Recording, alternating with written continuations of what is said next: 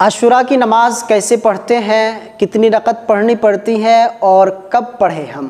10 محرم میں عاشوراء کی نماز جو پڑھتے ہیں اس کا مکمل طریقہ آپ سنیں، سماعت فرمائیں، دھیان سے دیکھیں ویڈیو کو۔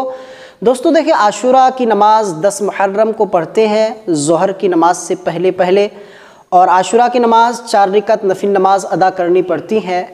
سب سے پہلے آپ کو نیت اس طرح کرنی ہے، نیت کی میں نے 4 رکعت نماز نفل عاشوراء کی، منہ میرا کعبہ شریف کی طرف، اللہ اکبر۔ نیت باندھنے کے بعد آپ کو ثنا پڑھنا ہے، ثنا پڑھنے کے بعد اعوذ باللہ بسم اللہ پڑھنے کے بعد 1 مرتبہ سورہ فاتحہ پڑھنی ہے، اس کے بعد 11 مرتبہ سورہ اخلاص یعنی قل هو اللہ احد، یہ سورت 11 مرتبہ آپ کو پڑھنی ہے۔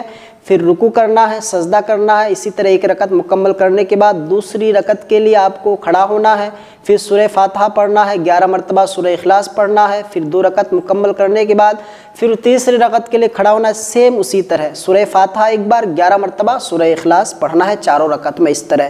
اس کے بعد سلام پھیرنے کے بعد بیٹھ جائے، بیٹھنے کے بعد آپ 70 مرتبہ استغفار پڑھیں، استغفر اللہ ربی من کل ذنب واتوب الیہ، یا پھر استغفر اللہ یہ بھی پڑھ سکتے ہیں۔ 70 مرتبہ پڑھنے کے بعد پھر اس کے بعد ہاتھ اٹھا کر اللہ کی بارگاہ میں دعائیں کریں اور امام حسن و حسین جملہ شہدائے کربلا کا وسیلہ لے کر اللہ کی بارگاہ میں دعائیں کریں، جو بھی دلی خواہش ہے، جو بھی جائز مقاصد ہے، جو بھی آپ کی پریشانیاں ہیں، اللہ کی بارگاہ میں فریاد کریں، دعائیں مانگیں، انشاءاللہ تعالی آپ کی دعا ضرور قبول ہوگی۔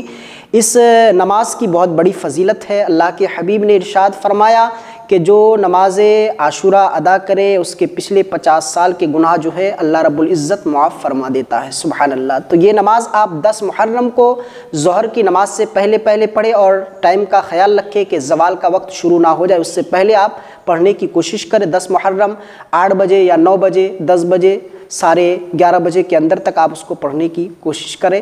دوستو امید کرتا ہوں یہ بات سمجھ آ گئی ہوگی، اپنے دوستوں احباب کے ساتھ یہ ویڈیو ضرور شیئر کریں۔